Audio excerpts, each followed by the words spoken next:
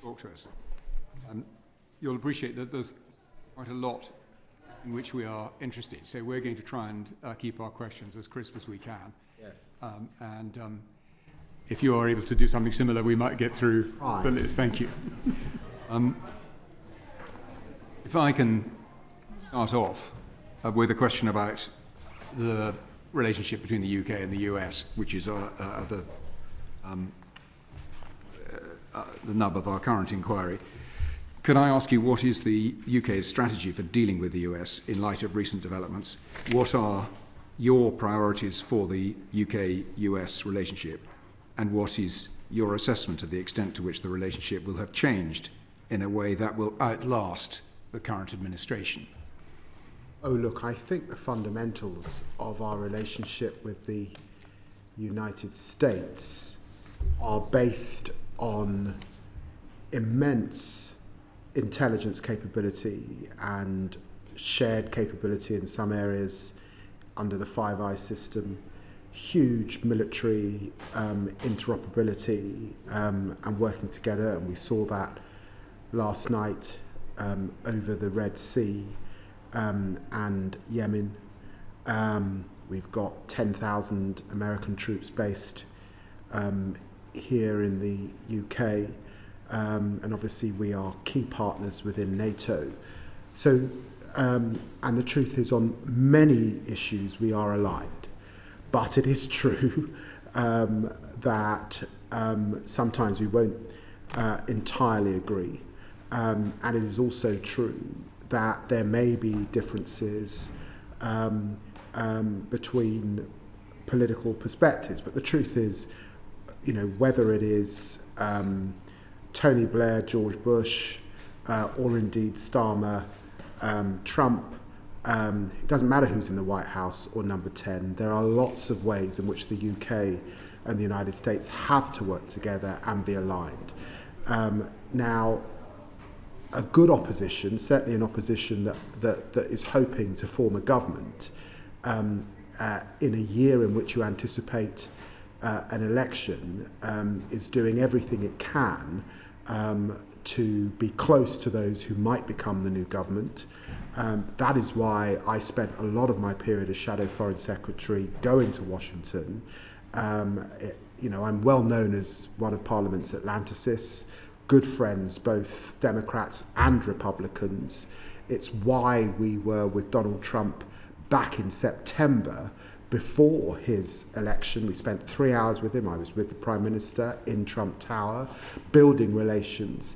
And I have to say, we have an incredible team, had an incredible team under Karen Pierce as ambassador in Washington, D.C., wonderful staff, doing a very good job to ensure that whoever won the election, the United Kingdom would be close. And I think you saw that manifest in the meeting that Keir Starmer had in the Oval Office in those early weeks into the Trump term. Now, on a range of issues, whether it's security in the Middle East, whether it's the war in Ukraine, we are playing our part, and I'm sure in further questions we'll go into that in detail. What we've said in relation to trade and tariffs is that we are an open economy. We continue to be an open economy and believe in open trade. We are in negotiation with the United States to get an economic agreement, and we're taking nothing off the table as we consider next steps. In fact, we're consulting with business on the effect of tariffs. Okay, thank you. Just by way of follow-up, the Guardian today is not terribly optimistic that we are in the front rank for a trade deal. What's your perspective on that? I read the Guardian. They're not always right. The Chancellor of the Exchequer was in DC last week on this subject. The Business Secretary, the Prime Minister's spokesperson on investment was also in the United States. We continue to negotiate with the United States, and we're working hard to get an economic agreement. Thank you. Baroness Crawley. Thank you, Chair. It's very good to have you here, Foreign Secretary. You must appreciate having us sit down for an hour and a half without anyone asking you to go anywhere. I'd like to ask you about our unique position as a bridge between the US and the EU. I'm in agreement with you and with the PM that the UK doesn't have to choose to ally with one or the other, but there are pinch points. If we're negotiating with the EU, there will be areas that will make it more difficult to negotiate with the US. How do you see the UK, in the national interest, managing that balancing act into the future with our trade and with our diplomatic relations? Let me just say that my instinct, as the Prime Minister has said, is that we should not choose and we should not set this up as a binary choice. It's a mistake. And in fact, when UK policy diverges in that way, it usually signals a mistake, the biggest of which in modern times was clearly the Suez crisis.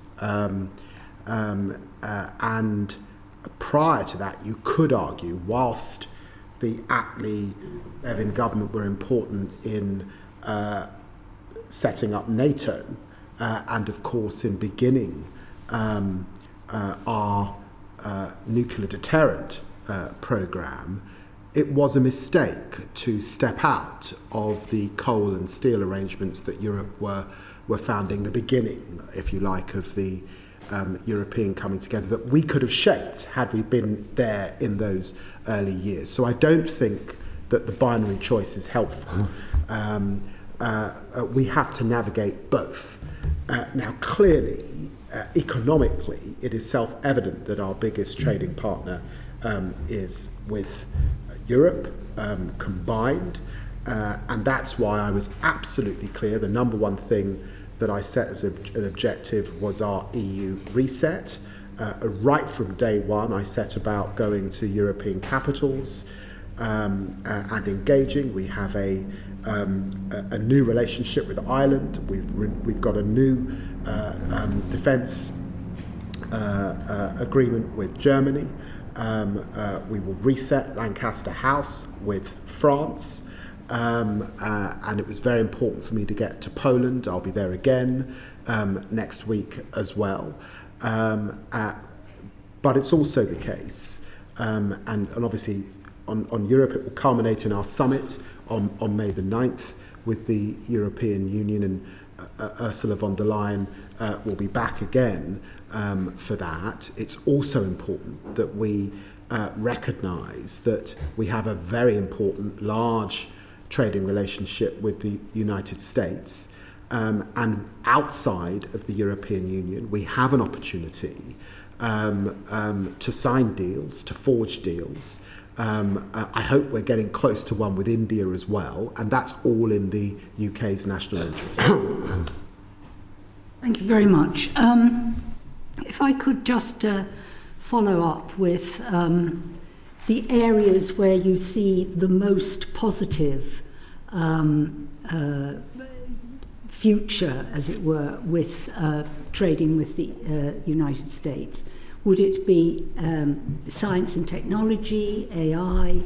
Would it be, obviously there's a security problem, a question over security generally with the United States at the moment, but do you see it more in the science and technology sphere? Well, if you look at the world's global leading universities, we in the United States dominate. If you look at AI, whilst the United States and China are leaders, we're just under that tier as third. So yes, on tech, there's much that we can do together. And of course, as we navigate our relationship with China particularly, there are security concerns that mean that we must combine our capacity with the United States for mutual benefit. We must win the race on AI, but also on quantum in the years ahead. And so that is the nub of much that we're discussing with the United States at this moment. Where we diverge, agricultural standards, health, I see less room for agreement with the United States. But frankly, if you're in the United States and spending time on the Hill, many congressmen and women have set themselves against trade deals of that scale, and they take years, frankly, to negotiate. So I think in tech, on science, there is much that we can do together. Thank you very much. Darren. Foreign Secretary, thank you very much for taking the time to do this. Can I ask about Russia and Ukraine? What's your current assessment of the prospects for a ceasefire and even a peace deal? And the context here is that until last weekend, it felt as if President Trump was rather more critical of Ukrainian demands and requirements than he was of Putin's position. Has there been some sort of shift since that Zelensky-Trump meeting in Rome? Because since then, the president has been quite critical of Putin. So has something fundamental shifted, or are we as we were? Well, I think that there's no doubt about it. Our Prime Minister, alongside Emmanuel Macron, has done a lot of heavy lifting in the coalition of the willing. I think we saw that in the NATO meeting of foreign ministers in which Marco Rubio recommitted the United States to NATO, which was very important. We see that in the nations coming together and committing to stepping up in terms of Ukraine security, but also importantly in terms of Europe's security, and statements from Ursula von der Leyen in terms of rearm, their SAFE program, how they're now going to procure and how they're going to raise their military industrial capacity, hopefully working alongside the United Kingdom, is an indication of that. All of that has happened in a sense because Donald Trump was pretty clear that he wanted to get a deal. Now, I think that we see, and the images coming out of the Basilica at the Pope's funeral, I think were indicative of this, that actually, because of a lot of our effort, and indeed this time last week, I was with the Ukrainians, the Germans, the French, again ensuring that we aligned and got into the right place. That then went into the American system, and that's what Steve Witkoff took to Russia. So all attempts are going in to get the ceasefire. But in the end, this is about the terms of the deal. And you still come back to, and I suspect this lies behind your question, you still come back to what is Russia's real intent. And the truth is, 2 weeks ago, Russian ballistic missiles killed 36, wounded 119 civilians in Sumy. The violence continues. There then was this gimmick of an Easter ceasefire. This is not the appearance of a serious country that wants to engage in a ceasefire. But I admire Donald Trump's efforts to try and bring this about. He is still in it to bring about those efforts, but he's also been clear that if this goes on, he is prepared to walk away from this current round of discussions at bringing this war to an end. Very quick supplementary, if I may. You see a lot of Marco Rubio, have done in recent weeks, I guess. How much visibility do you have of the detail of the US-Russia discussions? Because if you get a deal along, for example, the lines seem to have been leaked, it would involve lifting all the sanctions on Russia, which would require action from us and Europe as well as from the United States. So do you feel you're getting full visibility of where the US are going in these negotiations? Well, thank you for noticing that I'm spending a lot of time with Marco Rubio. They've been in office, I think, it's about 13 weeks, just over. And I look back over the records, and I've either seen or spoken to Marco Rubio 13 times. So it's pretty much week to week. We're either in each other's company or speaking to each other. And this week, I think I've spoken to him twice. So we are well cited, not just on foreign ministers' track, but it's also the case that the Prime Minister is speaking to the President almost as regularly as I've just indicated. And of course, Jonathan Powell, as our NSA, is also speaking to Mike Waltz. And then all of us are speaking to Steve Witkoff as he shuttles around the world. So we are pretty well cited, and you will know we've got capability to understand in lots of ways also what others are saying about what kind of deal we might land, and we listen carefully to what Putin himself says about the kind of deal he wants. And at the moment, if you look carefully at his language, it's a maximalist offer, largely the same that it was at the outbreak of this war. Thank you. Lord Horton. Foreign Secretary, thank you also for giving your time up this afternoon. Nick Horton, I'm the ex-Chief of Defence Staff on the committee. And can I ask you, therefore, a defence-related question? And it's about the interplay between foreign policy priorities and the decisions on military capabilities and defence funding levels which emerged from the ongoing SDR. The Strategic Defence Review, nearly a year ago now since it kicked off, really started out as an exercise in reassessing defence capability choices in the context of a more dangerous Russia and the need both to support Ukraine and re-establish credible deterrence in Europe, all within a defined financial envelope. In the meantime, however, the global security situation has become much more febrile, and specifically the guarantees of US security to Europe have now become much less certain, even though in a potentially only a partial way, not a comprehensive way. How, therefore, within government are foreign policy priorities now going to play into the Defence Review's capability choices? Because there's some very hard decisions there to be made. Well, look, I think the important thing to recognise, even before you get to the Strategic Defence Review, is frankly just what a dire state we were in. Our armed services hollowed back to the smallest number since the Napoleonic War. A former Prime Minister and Foreign Secretary sort of saying in hubris that the era of tank battles in Europe was over. A chronic housing problem in our armed forces, and a strategic plan that was absent effectively. Now what we've done is rapidly increase money in the armed services. In the autumn budget, 2.9 billion, in the spring statement, 2.2 billion. That's over 5 billion just in the 10 months that we've been in office, and make that pledge to get to 2.5 by 2027 and to 3% in the next cycle. We've also signed a historic Trinity House agreement with Germany, which I think is important given their Zeitenwende and their complete turnaround, 180 degrees posture in relation to European defence. Now, your question interrogates the posture, if you like, of our closest ally, the United States. Strategically, it's been self-evident, I would say, for at least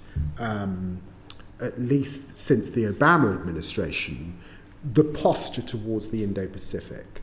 And that, in the end, drives much of the United States calculus, and I think that that is a reasonable calculus that Europeans have to take seriously. When Donald Trump came into office, just 4 nations in Europe were meeting the 2% spend on defence in terms of their NATO obligations. Today it's 24. Now the truth is, presidents since Roosevelt have been saying you've got to spend more on defence, Europe. That is now beginning to happen. The penny has landed. So as we head to the Strategic Defence Review, The Defence Secretary, the Prime Minister and I have been clear that it is NATO first. We take our global obligations seriously, of course. We have got to be equipped in the right way for the 21st century. We do that alongside particularly our European and NATO allies, and there's got to be complementarity across those family of allies. But this is an era where we have to spend more. We have to procure better against this backdrop. And we have to be seen to meet our obligations and step up to those obligations. And I think you've seen that with Keir Starmer. And I think it was encapsulated really very well after the falling out we saw between President Trump and Zelensky in the Oval Office. Where did Zelensky come? What was the first phone call from the Prime Minister? Where did he come on that Saturday morning? There was a sense that the United Kingdom was back playing that important role. I absolutely applaud what the government has done thus far. And there is undoubtedly the uplift promised in defence funding. But given the remarkable low base from which we are starting, which is 2%, out of which comes a significant amount on the nuclear deterrent, a significant amount on pensions, we were, you may be aware, what you inherited was our performance as the 32nd of 32 countries in NATO in meeting our NATO military targets. So we were bottom of the league. The indications on uplift that have been made in the context of the almost certainty that Trump will come to the June summit of NATO, demanding of European NATO that it takes on the burden of conventional deterrence in Europe.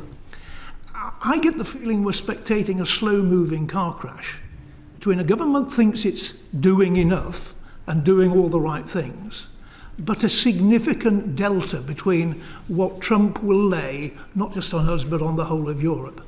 And do you think that the government is ready for that, or do you think that it is comfortable with what it's achieved and what it's promised so far? I understand the inference of the question and why you ask it in the manner in which you do. But given the engagement I've just set out with Marco Rubio, given the Defence Secretary's engagement with Pete Hegseth, given the Prime Minister's engagement with Donald Trump, we'd have to be blind and deaf to what is clearly the US posture, particularly in relation to the Indo-Pacific. So, and my sense is that the penny has landed, the penny has dropped in Europe. Now, again, at the heart of what you're saying, I think are three potential ideas. One is burden shifting, and the United States shifting the load.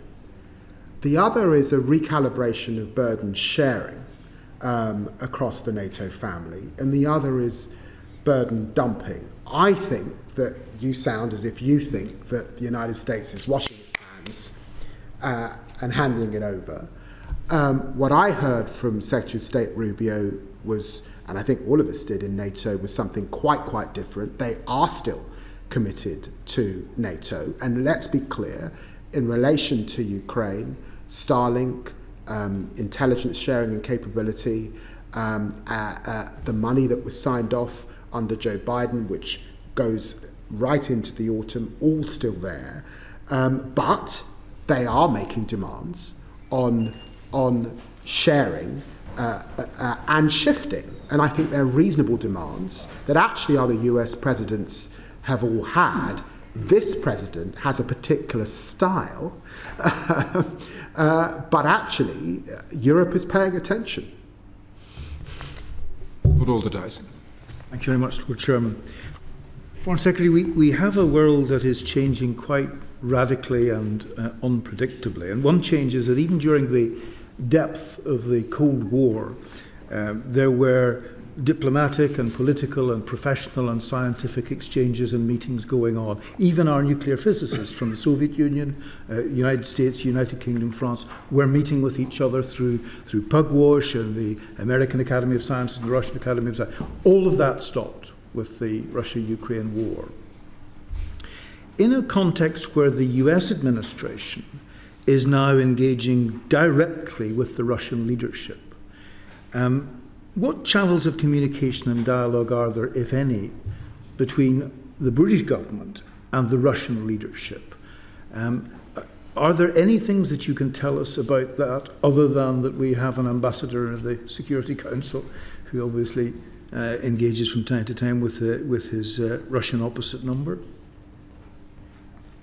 We have you'll be pleased to know we've also got an ambassador in Russia who's able to engage with the Russian system. And there are channels on which there is engagement. There's not been, since Liz Truss made her visit, unsuccessful visit to Moscow, engagement at my level, that is true, and against a backdrop of our support to Ukraine, I've not deemed that necessary. But what I would say is, what I have sought to do since I've come into the department is distinguish between Ukraine policy and a broader Russia policy. And therefore there's a lot of work going on in the department in relation to Russia per se. I do believe, I've got to be clear, that my assessment is that Russia does pose a systemic threat to much of our national interest and much of Europe's national interests. But if you're in the business of diplomacy, you've got to be in the business of engagement on a range of issues, but one's got to be clear where those are best placed, and at the moment it's not at my level. Apart from your own level, you've said that Russia is a clear and present danger. That was the case during the Cold War as well. But at that time there were meetings of scientists and academics and professional organisations, which there have not been for quite some time now. Is this a time when those kinds of things can begin to be explored? Or if it's not, what might be the indications that there was a time to do that kind of thing? Well, it was a Cold War. And unfortunately, Vladimir Putin has set himself on a path that is demonstrably a hot war in Europe, with people dying in their thousands on a weekly basis as we speak. He set himself on a path where our own people have lost their lives following the Salisbury poisoning on our own soil. And where there are attempts, hybrid war, sabotage to our system on a pretty regular basis. This doesn't feel very cold, it feels pretty hot. And it's against that background that one makes an assessment. But what I do want to say very, very clearly is the Russian people, the contribution of Russia over centuries is immense, and one can have huge respect for Russian art, Russian literature, Russian music, what the Russian people have produced in so many ways, and indeed for the people of Russia. And it's always important to distinguish between Putin and the regime currently running Russia, and of course the Russian people themselves. And if your question goes to that, then I'm with you, and that's why you're absolutely right. We must distinguish a Russia policy and wider posture, and that is constantly under review in the department, from, of course, Ukraine policy, notwithstanding our closeness and proximity to the Ukrainian fight. Thank you very much. Ernest Baxter. I'm going to turn to the Middle East. Given that Israel has fully blocked the entry of humanitarian aid into Gaza now for over 50 days and continued to target the civilian infrastructure, can you tell the committee what steps the UK government is taking to prevent further humanitarian suffering being inflicted on the civilian population in Gaza? Well, let me be crystal clear.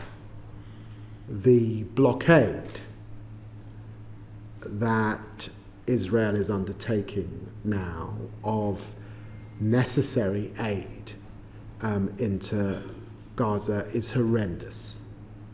The suffering is dire. The need is huge. The loss of life is extreme.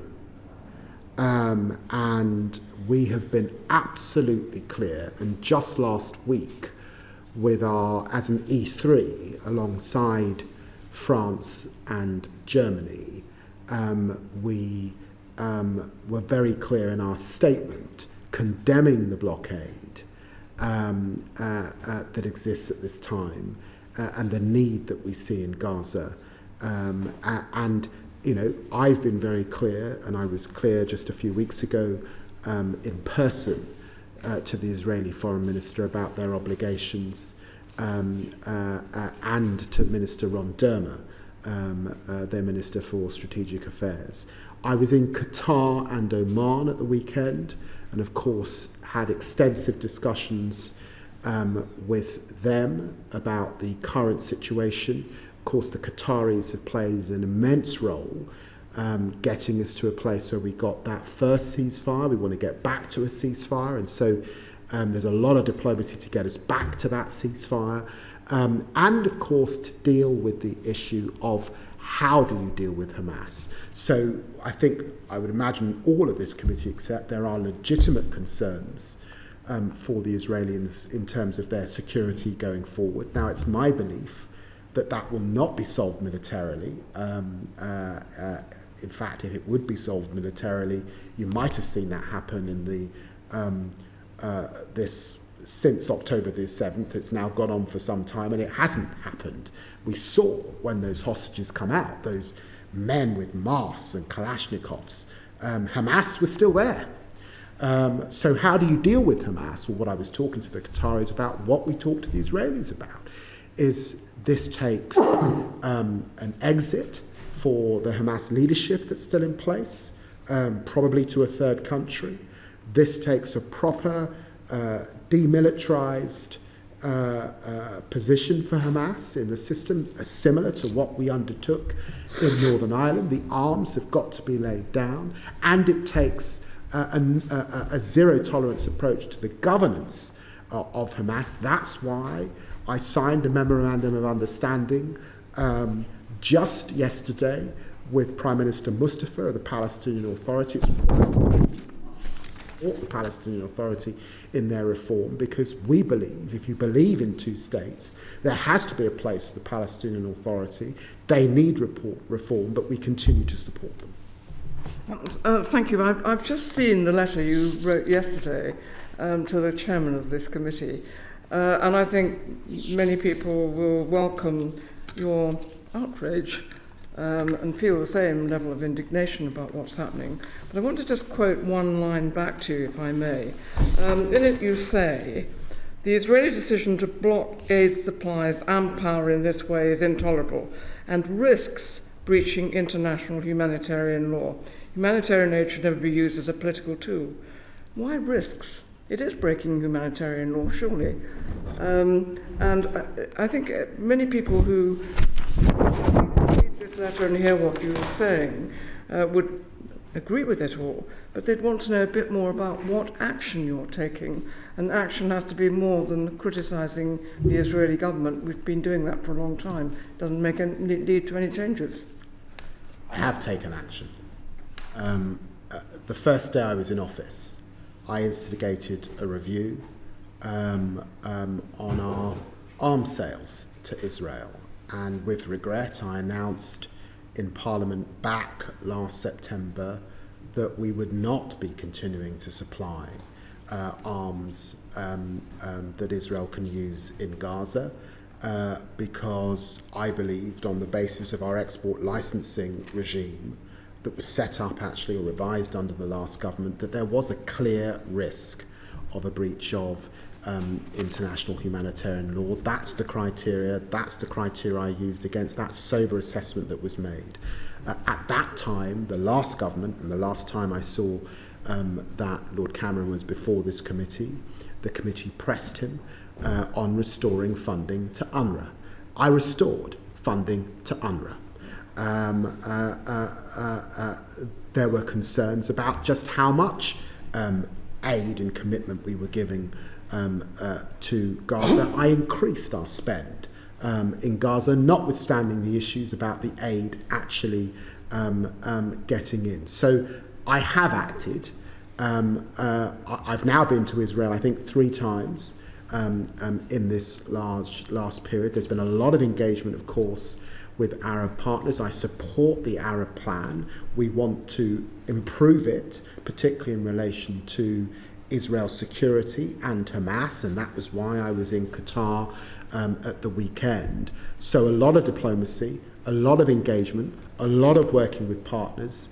That means also working with the United States and Steve Witkoff in particular. Let's get that ceasefire back on track. And of course, also understanding the malign behaviour that sits behind a lot of the problems in the Middle East, and that's Iran, which is another subject that we could talk about, and a lot of engagement too on that file. Thank you. One just very quick further question, if I may. On the subject of breaking international humanitarian law, what position is the government currently taking on the judgments of the international courts on this matter? Well, it is a judgment for international courts, but we have been crystal clear in our own commitment to international humanitarian law and our own commitment to the architecture that was set up, much of it in the wake of the Second World War, in which so many men and women across Europe and our own country sacrificed and gave so much. An architecture that was set up by pioneers within our own country. This used to be a cross-party position. People like Winston Churchill did a hell of a lot to give us our current human rights architecture across Europe. So we continue to support that. We continue to support organisations like the ICC and the ICJ, although I recognise that that is now politically contested by some. Okay, God. Welcome, Foreign Secretary. I just want to put it to you that occupants of your high office for, my guess is at least 30 years, of whichever party, have used pretty much the same mantra in respect of Israel, Palestine and a two-state solution. In fact, the wording, I haven't quite got it off by heart, but is in your most recent letter.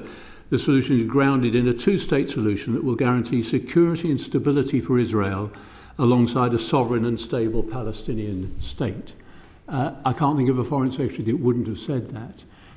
But it sounds increasingly to me like motherhood and apple pie in terms of it being desirable and wonderful were it achieved, but there seems to be very little prospect of it being achieved, not least because Netanyahu has now spelt out beyond any doubt for anyone who was in any doubt that he hasn't the slightest intention of agreeing to a two-state solution. So I really want to put it to you.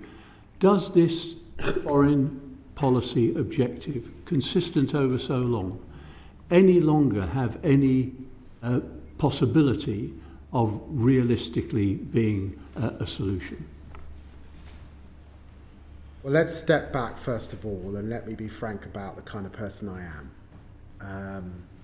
I've been in public life now 25 years, and I suppose it's possible to get to this level in public life and find yourself in cynical indisposition, but I retain the optimism that I arrived in Parliament with. It's an optimism that said, when some said, I'm sorry, apartheid is here to stay, and others said no, it changed. Some said the Cold War is here to stay. Those fought against it. I remember when the Berlin Wall came down. So there will always be moments when we look back in history when the impossible did not seem possible. But the whole point of diplomatic endeavour is to persevere, and you are failing every day until you succeed. And the best modern example of that here in the United Kingdom is the I remember those bombs exploding that killed so many lives because of the problems and the troubles in Northern Ireland, and in the end, with cross-party consensus and a lot of hard work, we got there. So we can get there too on a two-state solution. And what are the ingredients and how do we get there on a two-state solution?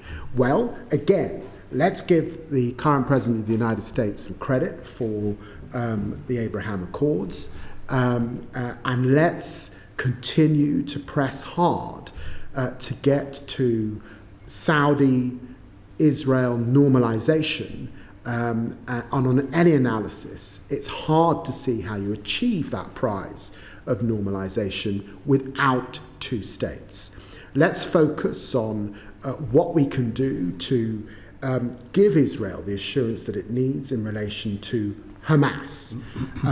Let us continue to bear down on Iran's nuclear ambitions, which would be devastating for the Middle East, and let's continue to support those within the occupied territories who still believe in, obviously, a home of their own. And I've always said the Palestinian cause is a just cause, but want to live alongside Israel. That means you must continue to support the Palestinian Authority. And as I say, I signed a memorandum of understanding with Prime Minister Mustafa this week. All of that gives me hope. If you don't believe in two states, then you either believe in one state, in which you have to then, the Israelis would have to explain how Palestinians are able to live with equal rights, and I think that that's problematic at the moment, given the occupation, or you believe in no state. Well, I'm afraid it's unacceptable for any group of people to have lived without no state for longer than I have been alive. So for all of those reasons, the only option is two states, and we will continue to work with partners at the moment, particularly with France, as we head towards their conference in New York on two states, alongside the Saudi Arabians, to work with those two partners to ensure that we keep alive two states. Surely a prerequisite for a two-state solution is to acknowledge that two states have got to be recognised, and that brings me really to that quite specific question, that it is within our the Labour Party's manifesto to recognise the state of Palestine. It is something that the United Kingdom could do. It's something which 160 odd states across the world have already done, and it's something which Western European states, including Spain and Ireland and Norway, have already done. Isn't that some quite specific decision within the power of the British government, if necessary without reference to anyone else, but obviously preferably in collusion with other people, that would make a positive step that would say to the Palestinians, your position is not hopeless, which, as you've rightly described, has sometimes appeared a bit like that during our lifetime. When is that likely to be achieved? Because, of course, if we wait until Israel says, yes, we agree with that, then it's simply not going to be achieved, certainly not during the course of the life of this government. Well, I understand why you raise that, Lord Grocott, and let me be clear. No one has a veto on when the United Kingdom recognises that Palestinian state. That's the first thing. The second thing is that I recognise that there are some who see this as symbolic, and there are countries in Europe that have taken this step recently. But on another set of questions I got from the committee, whilst it was a symbolic act, you've got to ask yourself, did it change much on the ground? And the sad conclusion is, it didn't. And so we have always said that recognition is not the end in of itself. Two states is the end in of itself. And we would prefer recognition as part of a process to that two states. And so we will continue to talk to partners about that. President Macron has had a lot to say about that most recently alongside the Saudis, and of course we are in discussion with them at this time, and we take and this is a solemn undertaking, as members of the UN Security Council, we take, and Britain has always played that role, to contribute to progress on the ground, not just a symbolic act. And that's the detail and the granularity of the diplomacy and our engagement at this point in time. But I should say to you, because this is important, settlement expansion at the moment is undermining the viability of two states, and settler violence levels are shocking. In the last year, we've had 59 illegal outposts on the West Bank. In 2024, the average was there were 59 established in 2024. The average was 7 over the last 25 years. So that is all undermining the prospects of two states. And it's why I announced sanctions on some of that settler behaviour a few months ago. Thank you. Which takes us to Lord Sames's question. Thank you, John. Foreign Secretary, I must congratulate you on retaining your optimism after all that time in Parliament. Mine gradually diminished after my first Parliament, I have to tell you. Well, you were always very nice to me when you were in the House. Can I... we asked these questions. I don't want to repeat myself endlessly, but we're now at nearly 300 illegal settlements. Everyone is illegal. Everyone is an obstacle to peace and an obstacle to a two-state solution, or whatever way it should turn out. And I just wanted to ask you, even though you've been very clear in what you said, but what further steps do you believe that the British government can take to prevent Israel from building further settlements, which are absolutely illegal under international law? And what are the implications of Israel's settlement activities, the stability of a two-state solution? Well, I think you've dealt with that. But just the first bit, I very much agree with Lady Blackstone that every Foreign Secretary, because of the way it is, has always been, Lord Greycock has always been in the same position on this, and you have been robust, and I'm glad that our Foreign Secretary is robust. But these settlements are actually making it impossible for there ever to be a two-state solution, because there isn't any room for a second state. Well, I think you're right, drawing on so many years of experience in foreign policy, to place great emphasis, like Lord Greycock has, on this area of behaviour, because of the rapid acceleration we've seen in this last period of time under the current government in Israel. It's undermining the progress that was made in Oslo. It's undermining the 1967 arrangements, and it's running a coast and horses over that just cause. And I emphasize this every time I engage with my counterpart in Israel. It was a subject of discussion at the G7 in Canada a few months ago. Of course, it's always a subject of discussion with the Quint of Arab states. And it will be central to our discussion in New York alongside France and Saudi Arabia, no doubt about it.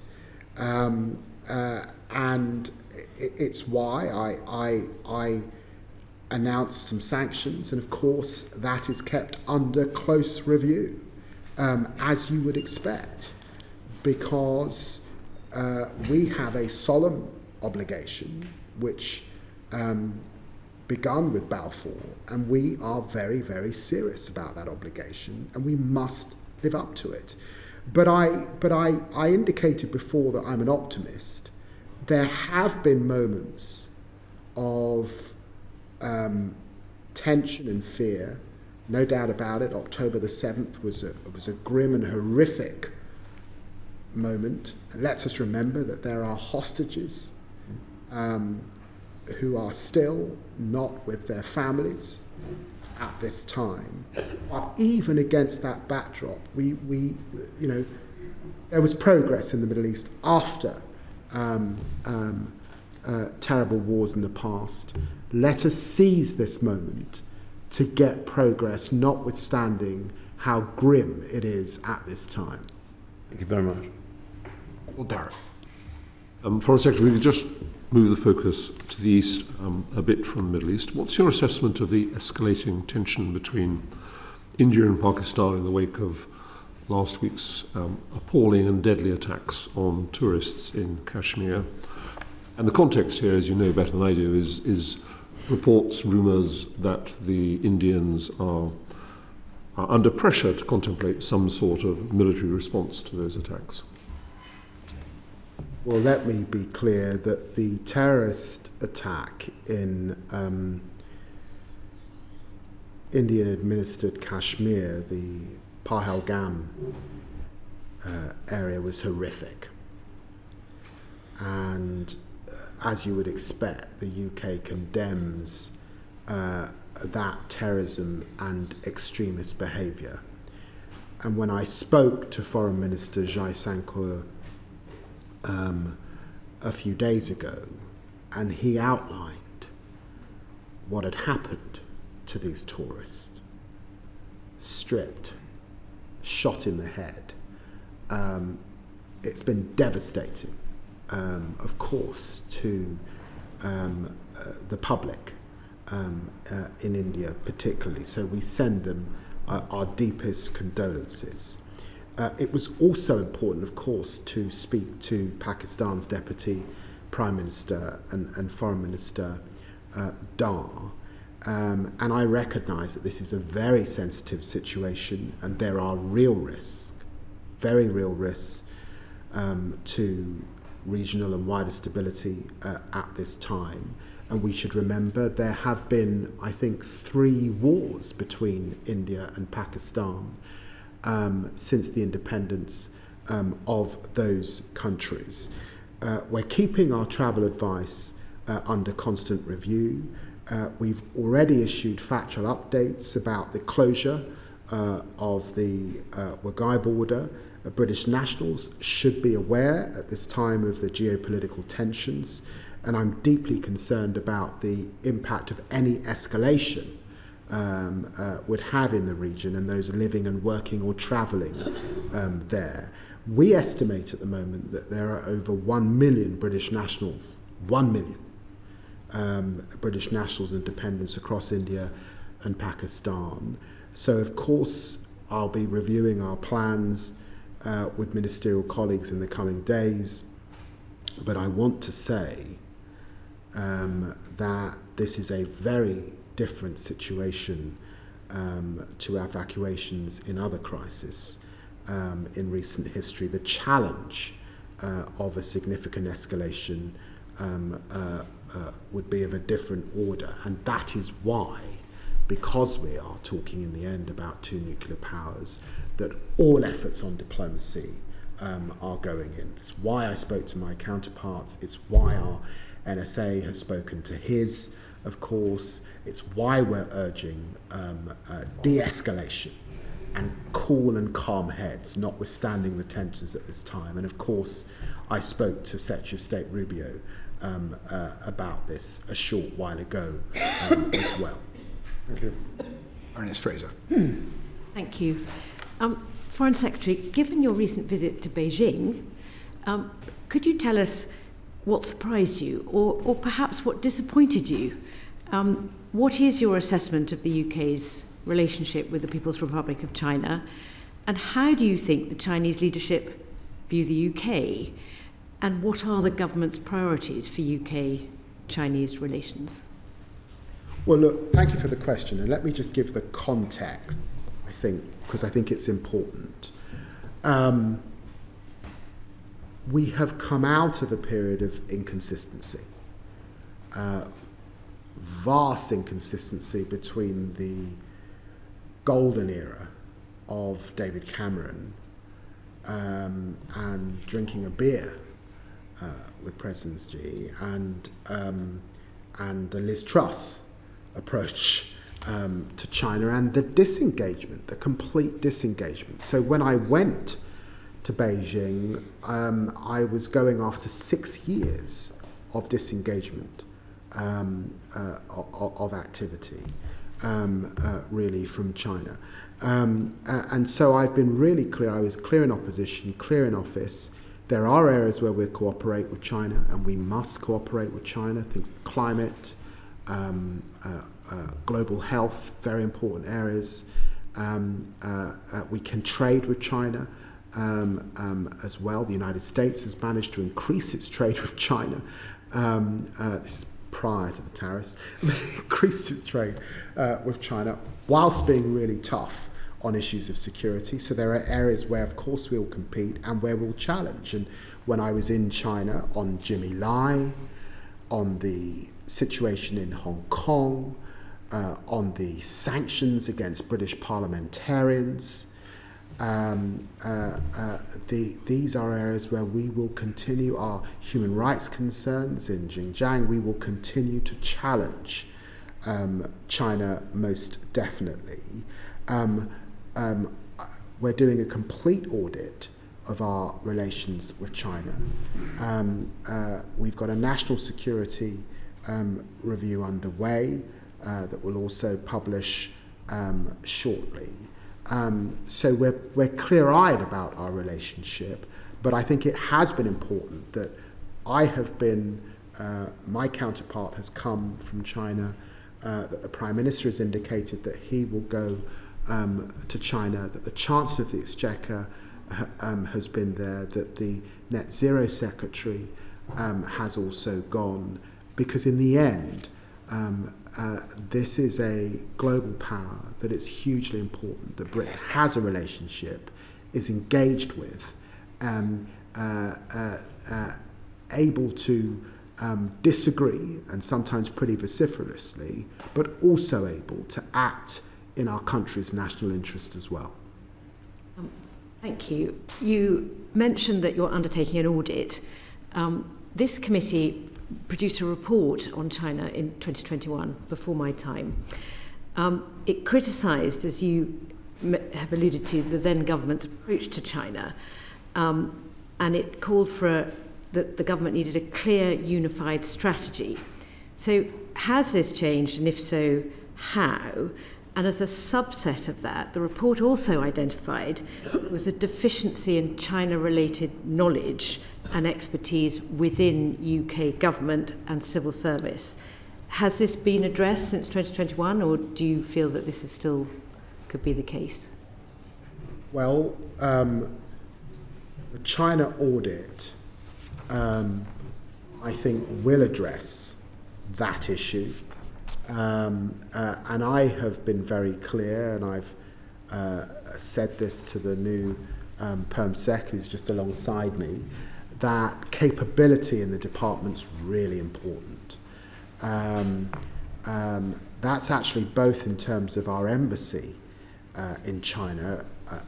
I've lost count with the amount of embassies I've visited since becoming a Foreign Secretary. I've travelled so much over this last period, but I don't think I found an embassy in worse condition than our embassy currently in China.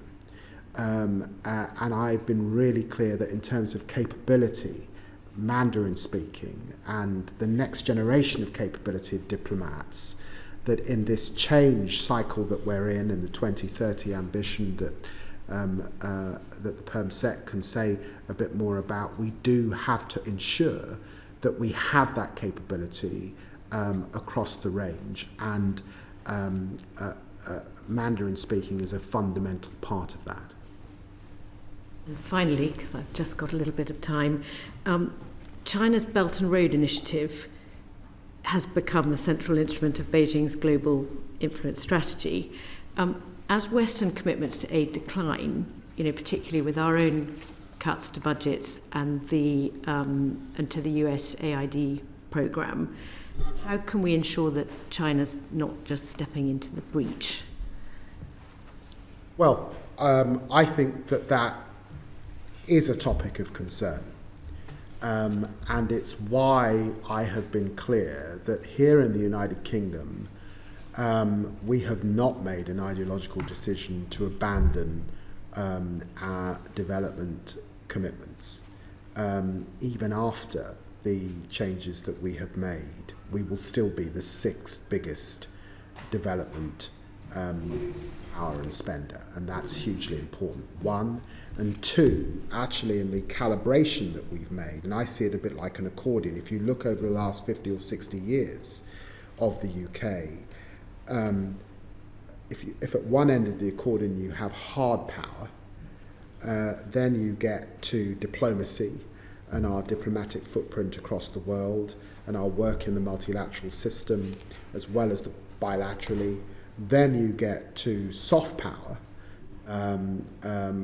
which includes, of course, development, but also fantastic organisations like the British Council, the BBC World Service. Actually, that's always gone up and down across different eras. And sometimes investing in hard power saves lives. By the way, the war in Ukraine has cost the continent of Africa, some estimate 7 billion, upwards 9. And so us investing in hard power at this time is important for global security and saves lives not just in our own country. But against that backdrop, if you abandon development entirely, then others will step into the mix. And that's why it's important that we are still a force in the world on development, and we will be, even after the adjustments that we've had to make. Bruce. Baroness Fraser slightly preempted my question, which is about soft power. And I need to declare an interest, as I've been an advisor to DAI, who deliver development programs to both USAID and the UK government. But soft power delivered through official development assistance, the British Council, the World Service, arguably is more required at a time of convulsion, and yet we are rowing back from it in spite of what you've just said. So can I ask you some specific questions about those particular agencies? So will the government release the British Council from its pandemic ban commercial loan, which is causing it real financial difficulties, and which we've actually written to you about? It's a commercial loan, and it's compromising the British Council, who told us when they came here they were 30 days from being insolvent. Will you commit more long-term support to the BBC World Service rather than having it funded by hard-pressed licence payers? And will you have a look at the impact of the particularly next year's cuts in ODA, not least given the amount that is being diverted for domestic refugees and asylum seekers? We are cutting aid, Foreign Secretary, more than France, more than Germany. The EU is maintaining it. Japan is increasing it. So, frankly, isn't the government really weighing back? The rhetoric's great. The actual delivery is cuts, cuts, cuts, and undermining of what we used to be really, really proud world leaders in. Well, that was quite a list. So let me just have a sip of water and address that list. First thing is, I actually increased funding to the BBC World Service. In the one-year settlement, I got them an uplift. I think it was £32 million. They've been able to increase. I think they've just brought in BBC Burma, really important. And I was, I do recognise that when you've got Russia Today and others investing in soft power, the BBC World Service plays a very important role. The second thing I did for the British Council was they were given a loan by the last government on commercial terms, and I agreed an 18-month extension so that they could come up with a business plan, get back to paying down that loan, and we could get them into better health. I've seen incredible work from the British Council in India, in Nigeria. Whilst I've been in this role, I've been a huge fan of the British Council over many, many years. My wife's an artist who has done work with the British Council in the past, so I'm well aware of the contribution that they make.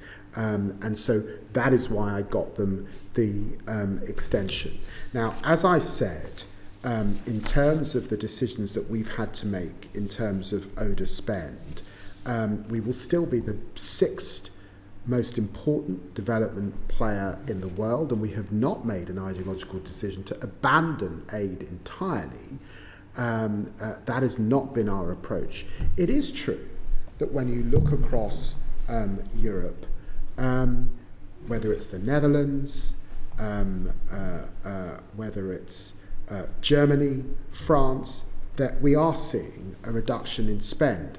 But it is also true that there has been a need for a deeper and more meaningful conversation about Western development for many, many years. I make a distinction between humanitarian aid, but we now see the UN agencies with their UN 80 program having to reform as a result of decisions made by USAID. All of us have been in developing countries. All of us have seen the jeeps. All of us have seen the different UN logos. And some of us have wondered why it took 19 different UN agencies in some countries, sometimes duplicating effort. I'm really pleased the UN is doing that work now. China's Belt and Road is a fact. The commitment of the Gulf now to development is a fact. The commitment of India, of Brazil, of Turkey to development is a fact. So the truth is that the architecture that was set up 60 years ago has needed review for some time.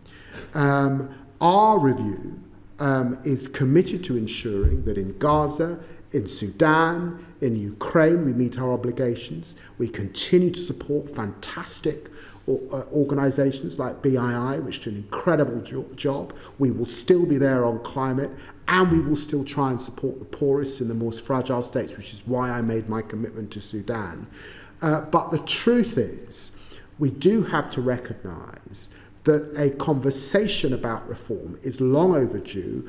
I think, too, I want to have a conference that brings together the Western community on development and aid and how we spend that aid, because the time is now right for leadership, and it's also right for being sharper and smarter about the way we spend our money across the board. I'll just make one suggestion. I mean, reform would be better before the cuts rather than after the cuts. But the second point is, what about a cross-UK approach, bringing trade, investment, diplomacy, culture, all of these things together as a single offer? I've had ambassadors and high commissioners say actually the British offer across Africa and the Commonwealth is a bit complicated and confused. So is that a suggestion that we could do to ensure that our visibility is not dropping below the radar, which a lot of people in Africa say it has? Your instinct that reform is better before the cuts is probably fair. It's why I announced the Soft Power Council, and it's why I announced the Africa approach. All of that came before the decisions that we had to make on development spend. But what I was sort of suggesting is that it's not just about the UK acting unilaterally, it's about a family of nations committed to development. And I think there's got to be a wider conversation alongside UN agency, and it's that leadership position that I hope the UK can take up in the coming months as we make decisions. But I want to be crystal clear that there is still a commitment to development. We still want to get back to more spend, by the way, when we get back to growth. And I'm absolutely clear that investing in hard power also saves lives and is also important to global security. Thank you. Foreign Secretary, sticking with the theme of the World Service, in your recent visit to the Western Balkans, you warned of the, and I quote, the long hand of Russian interference in the region. One of the recommendations in one of this committee's earlier reports following an inquiry into the Western Balkans was that the government should provide funding directly for the creation of a BBC Albanian service. Nothing, of course, inherently to do with either Albania or Albanian, but in order to counter Russian disinformation in Kosovo, where the majority of the population are Albanian speakers. And as we've seen what a success BBC Serbia has been, would you not agree now that it would be a sensible, self-interested move to create or to provide the funding for a BBC Albanian service? And perhaps I could tack on a quick related question to that main question and ask you if you could clarify whether the future model for sustainable funding for the World Service is expected to emerge from the spending review or from the Charter review, because I've heard both versions from different ministers. Well, on the first question, thank you for raising the Western Balkans. Thank you for raising Kosovo and this committee's work in the past. I went to Kosovo when I was Shadow Foreign Minister, and I was hugely proud to go. And I came back from that visit concerned that the UK leadership role that begun under Tony Blair was a little diminished following our exit from the European Union and the slightly more isolation, or the looking inwards that followed that decision. It's why this year the Prime Minister and I will be hosting the Berlin process, and I'm really pleased that that we will be leading on that once more. It's why also I was very proud to appoint, one of the most senior diplomats in our system, Dame Karen Pierce, to be envoy, and she's back in the region, already creating waves as is needed.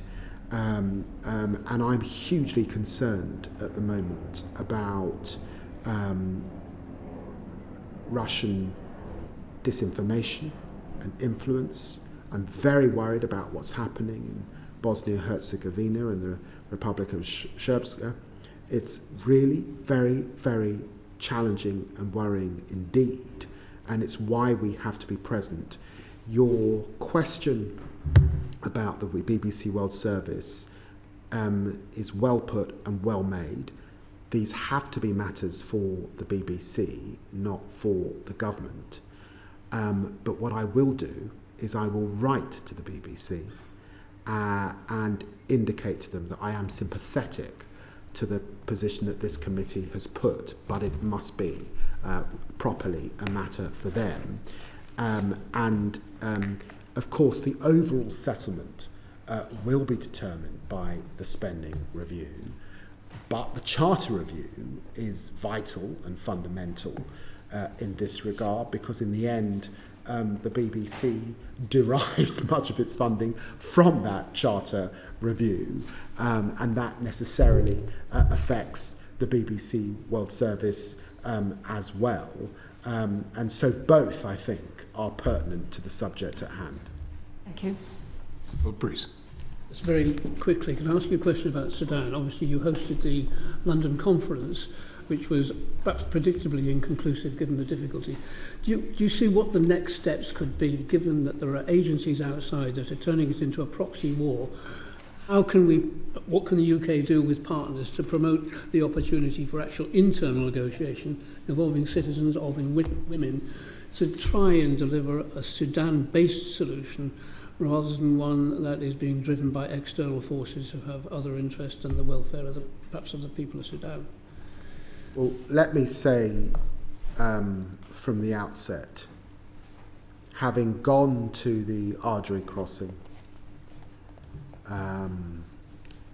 and up to the border in Chad, the scenes that I witnessed were heartbreaking. The pain and suffering of millions of women and children should offend the entire planet. And it has staggered me, frankly. I think I was asked a question about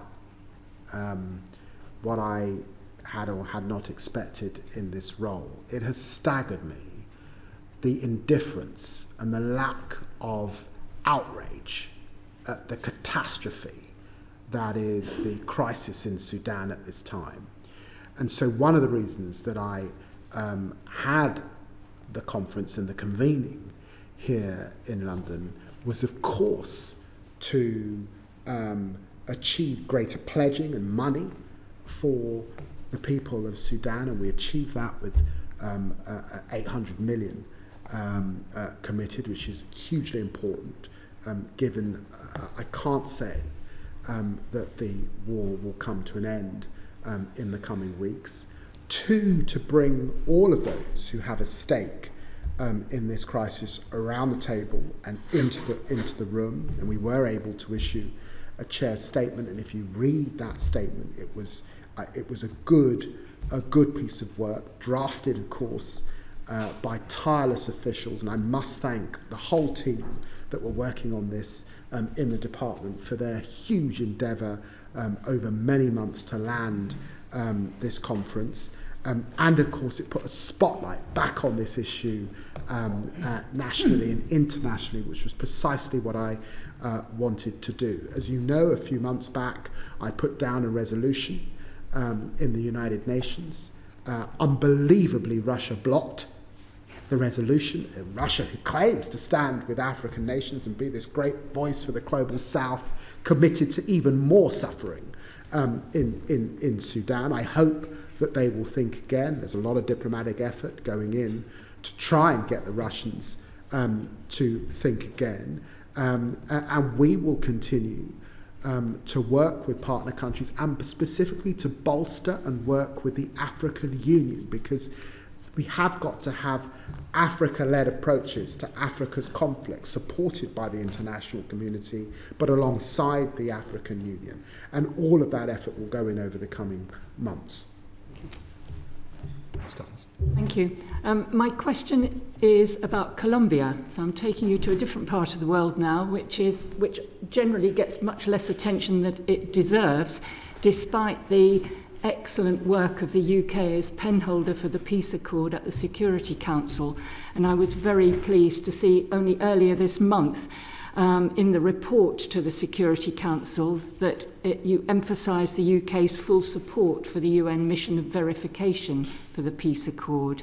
But as you'll know, this mission requires the annual renewal agreement from all members of the Security Council, or at least no one voting against.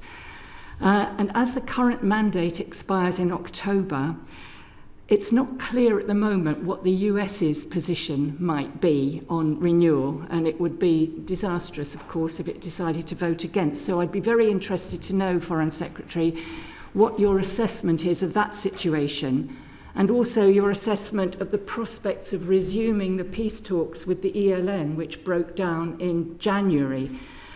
Can the UK use its vantage point as penholder to encourage and help achieve the resumption of these peace talks, which are obviously absolutely vital for any progress of President Petro's Total Peace Initiative?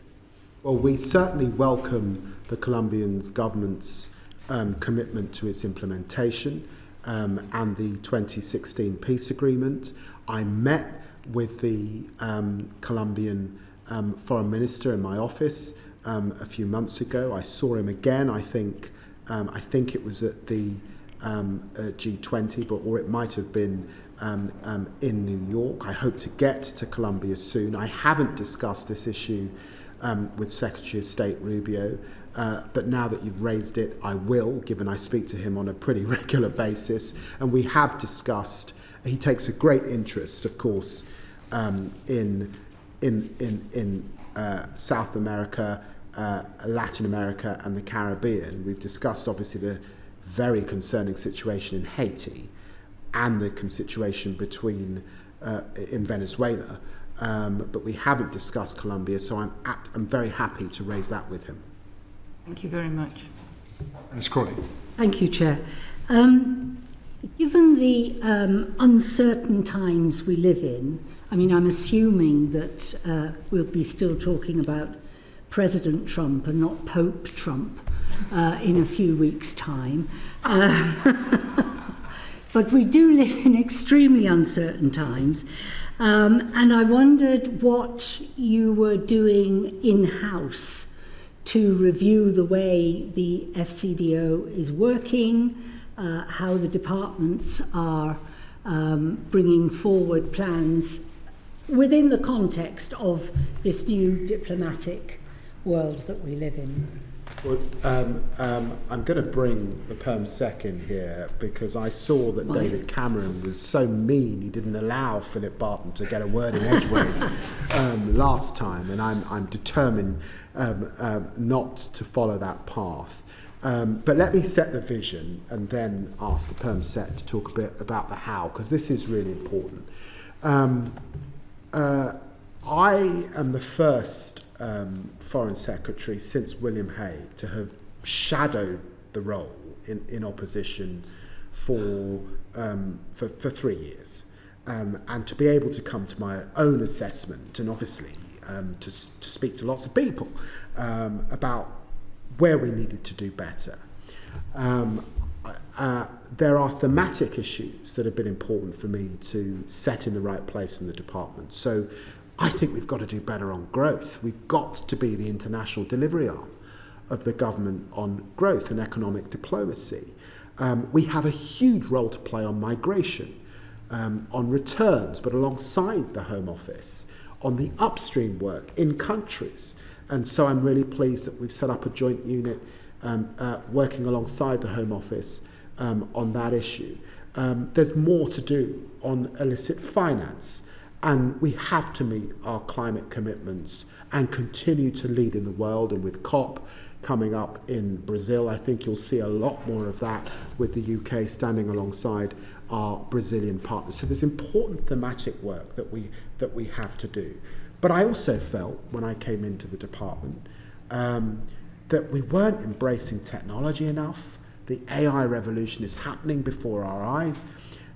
There's much more we can do to free up diplomats, to do more, perhaps less in Whitehall, more overseas in the coming years. The department felt a bit top heavy, and I'd asked the Perm Sec to look at that issue. I set up 3 reviews that looked at development, that looked at economic diplomacy, our relations with middle powers also, and the result of those reviews with a new Perm Sec, and I think we got the best, one of the best people in the system, if you like, who's been in Whitehall. It's always embarrassing when someone, but in Whitehall. Working in very senior roles, but also not completely of the system in terms of not being a diplomat, but someone who could hold their own in Whitehall, because there was also a sense that the Foreign Office wasn't, as a big department of state, had lost its ebb.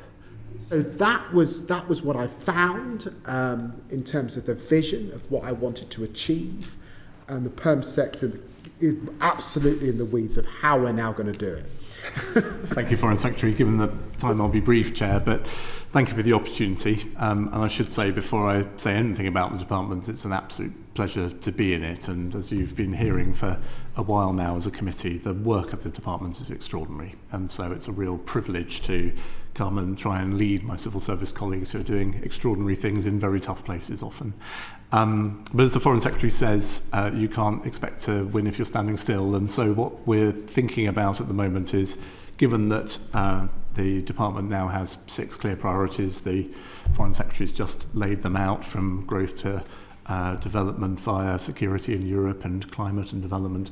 We've got to work out how we change the department so that by 2030, in what is likely, we're in the middle of a spending review, but what is likely to be a tough spending environment, we're able to look our colleagues in the eye and say we think the jobs that result from this process will be better, the effect that we can produce for the government and its objectives will be better at the end of that process than now. So the 5 things we're focused on, I'll be brief, but are first of all how we prioritise as a department, and I think that's come up in questioning already in this session, how we make sure that we are strategic enough to be able to focus on the things that really make a difference and really project the government's impact and influence in the world. There is an understandable tendency to want to have something on everything, and that may be a luxury we can't quite afford over the coming period. We need to think very carefully about how we chase delivery through the system. So making sure that when we set out our position, when we agree our plans with the Foreign Secretary and with senior colleagues, we're following through. And then we're adjusting. If we're not achieving the things that ministers are asking of us, make sure we know that, and we're able then to tweak the plan to get to a better result. There's a big agenda here about openness. The Foreign Office is extremely good, I think, at picking up on what's going on in the world. It's its core business in many ways. But sometimes it doesn't listen quite as carefully to people here in the United Kingdom. There is an extraordinarily rich culture of both learned commentary on foreign affairs, which obviously this committee benefits from, but also we are lucky enough in this country to have diaspora communities from almost every corner of the world. And we both want the Foreign Office to take advantage of that ecosystem to make sure that we're employing every single asset the UK has openly to challenge our own policy making and make sure it's the very best it can be. Fourthly, we've touched on workforce. As I say, the material we have in the department is absolutely first rate, I'm delighted to find. But sometimes we hold it back. We haven't, this has been implied in 1 or 2 of the questions already today. We could do more to invest in the capability of our own workforce, whether it be in supporting the development of genuine Chinese and Mandarin expertise, or supporting that workforce in some of the most difficult to place workplaces in the world. There's a lot to do. And the Foreign Secretary announced in opposition, I think, a College of British Diplomacy, which will be our vehicle for really concentrating on the skills and development and talent that we've got in the department. And then finally, an important, if slightly dull-sounding word, efficiency. I come into the department, and of course, for good reasons, by decent people, processes have multiplied, and there is a job of work to be done just to streamline and to make sure, as the Foreign Secretary says, that we're taking advantage of the very best techniques and technology to give our people, often in tough jobs, the best tools we can. So those are the 5 things we're focused on as a leadership team, Foreign Secretary holding us to account. We get the spending review outcome hopefully now in a matter of weeks, and then we'll know exactly what we're delivering against for the next few years. Well, that's very interesting. Thank you very much. I think Baroness Blackstone wants to follow up. Yes, a quick one. But very briefly, many, many years ago I was involved in a huge study of our overrepresentation, overseas representation, and how we made foreign policy in London and around the world. And certainly the Foreign Office was then hugely top-heavy. So it's interesting that you've discovered, or think that it may be still. And I don't know whether the Permanent Secretary will agree, but the more top-heavy you are, the more you deny opportunities for your very able, younger and more junior people, and it's deeply frustrating for them. So I do hope you're able to address this one. But the second thing is that I've recently been overseas, and one of the criticisms that have been made of the Foreign Office in London is how immensely slow it is at making decisions, particularly about the allocation of funds for overseas development. So speed, I think, is of the essence to be more efficient. So that's a bit of feedback for you. You may have had it already. Thank you. Thank you. May I respond very briefly to the first point there? Just to say we're you know, that all of the questions that the Foreign Secretary has been asked this afternoon also do point to the need for good experience and judgment. And so, you know, there is a careful balance to strike here, given we operate a rotational model of getting people out overseas about not slimming down too far at the top. But I am very alive to the risk that if you have too many senior people, the work drifts upwards, and you don't give younger diplomats and development officers the chance they need. Foreign Secretary, Number 10 announced earlier this month that the UK is finalising a deal with Mauritius on Chagos. Can you provide the committee with timelines for signature and when Parliament may have sight of the text of the treaty? And will it require primary legislation and or the CRAG procedure? Well, I want to be absolutely clear that it absolutely will get the full scrutiny that you would expect it to get when those discussions come to a fruition. I can't give a timeline because you know, these are detailed discussions, and at the heart of this, despite some of the noise that we've seen off, is national security. Is UK national security, is securing a base for the next century, and a base on Diego Garcia that keeps much of the global community safe at a time when there are immense challenges globally and specifically in the Indo-Pacific. And that is a base that has served us so well. It's in so many ways, and actually was active in relation to the Red Sea just over this last period. So I absolutely undertake that when we get there, I would expect proper parliamentary scrutiny and debate and discussion as you would expect. Thank you.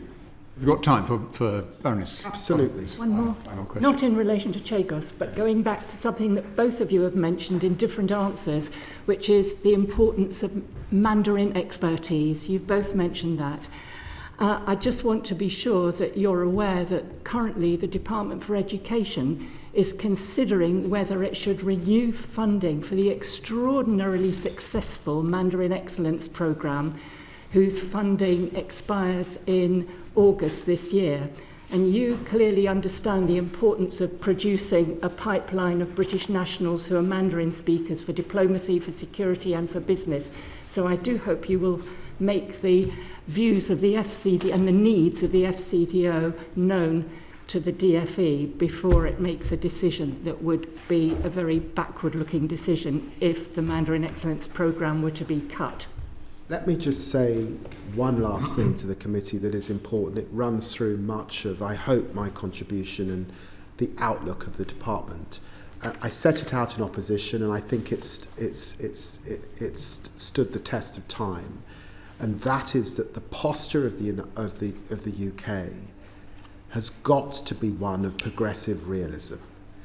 We have to meet the world as it is, not as we would wish it to be. With the huge challenges we've got with global war, the huge pressures we've got with competing superpowers, and that means we've got to be fit for purpose for today, not fit for purpose for yesterday or decades ago. And that's what makes Mandarin hugely important to invest in at this time. And I can't emphasize that enough, and of course I emphasize it to my colleagues. And it's why, following my visit to China, I was keen to catalyse Whitehall engaging with China.